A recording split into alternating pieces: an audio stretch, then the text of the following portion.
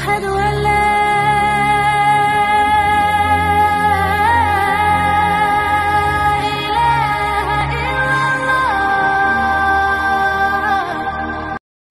الحمدللہ رب العالمین والصلاة والسلام علی اشرف الانبیاء والمرسلین نبینا محمد وعلی آلہ وصحبہ اجمعین۔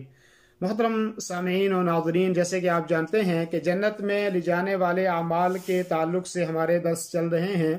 اور آج کا جو درس ہے وہ 18واں درس ہے، جس میں اس چیز کا ذکر ہے کہ جو آدمی سنت مؤکدہ کی حفاظت کرتا ہے یا سنن مؤکدہ جو ضروری سنتیں ہیں ان کی پابندی کرتا ہے، اللہ رب العالمین ان کے لیے جنت کے اندر جو ہے وہ گھر تعمیر کرتا ہے۔ اور دلیل اس کی یہ ہے کہ حضرت ام حبیبہ رضی اللہ عنہا فرماتی ہیں کہ اللہ کے رسول صلی اللہ علیہ وسلم نے فرمایا کہ ما من عبد مسلم یصلی للہ کل یوم 12 رکعتا تطوعا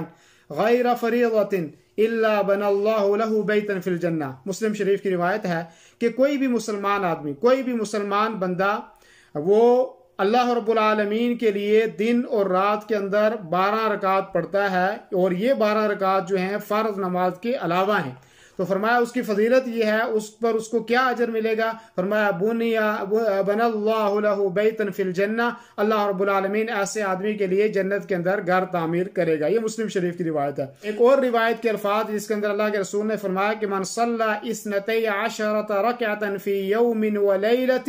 بنی له بیت فی الجنہ، کہ جو آدمی دن اور رات کے اندر 12 رکعت پڑھے گا، اللہ رب العالمین ایسے آدمی کے لیے جنت کے اندر گھر بنائے گا۔ تو اس روایت کے الفاظ میں بھی یہ ہے کہ دن اور رات کے اندر جو سنن مؤکدہ ہیں ان کو اگر کوئی آدمی پابندی کرے گا، اور وہ 12 سنتیں ہیں، ابھی میں اس کی تفصیل بھی بتاؤں گا روایت کے اندر، جو ترمذی شریف کی روایت کے اندر اس کا تذکرہ بھی موجود ہے کہ ان 12 رکعات کو پڑھتا ہے تو ایسے آدمی کے لیے اللہ جنت کے اندر گھر تعمیر کرے گا۔ تو ظاہر بات ہے یہ بھی جنت کے اسباب میں سے ہے، اور جنت کے جو اسباب ہیں داخل ہونے کے، ان اسباب میں سے یہ بھی ہے کہ جو آدمی ان کی محافظت کرے گا، جو ان کے ساتھ پابندی کے ساتھ ان کو پڑھے گا، وہ جنت میں داخل کرے گا۔ اب وہ کون سی 12 رکعات ہیں؟ فرمایا 4 قبل الظہر، 4 رکعت جو ہے وہ ظہر کی نماز سے پہلے ہیں۔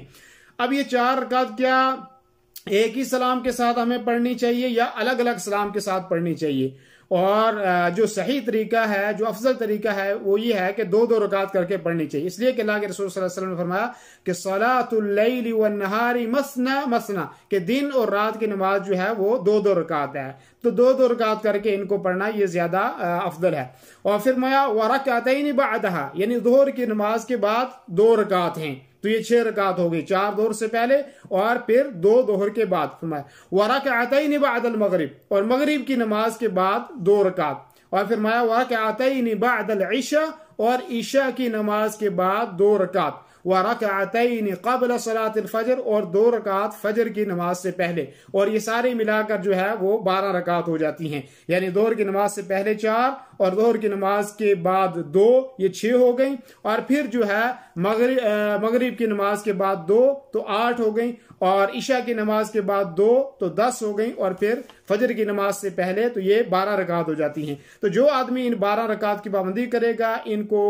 مکمل طریقے سے ادا کرے گا، اللہ رب العالمین ایسے آدمی کو جنت کے اندر داخل کرے گا، اور جنت کے اندر داخل ہی نہیں کرے گا بلکہ ان کے لیے وہاں پہ گھر تعمیر کرے گا۔ تو یہ بہت بڑی عظیم فضیلت ہے کہ ان سنتوں کو خصوصی طور پر آدمی ان کی پابندی کرے اور ان کو جو ہے وہ ادا کرے، تاکہ ہم جنت میں داخل ہو سکیں اور ہمارے لیے وہاں گھر تعمیر ہو سکے۔ اور اللہ رب العالمین ہمیں ان کی پابندی کرنے کی توفیق عطا فرمائے، اور اللہ رب العالمین ان کے پڑھنے سے ہمیں جنت میں داخلے کا ذریعہ، ہمارے لیے جنت میں داخلے کا ذریعہ بنائے۔ وصلی اللہ وسلم علی نبینا محمد وعلی آلہ وصحبہ اجمعین۔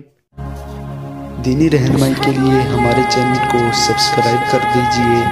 اور گھنٹی کے نشان کو دبا دیجئے تاکہ آپ کو مزید قیمتی ویڈیوز ملتے رہیں۔ جزاک اللہ خیر۔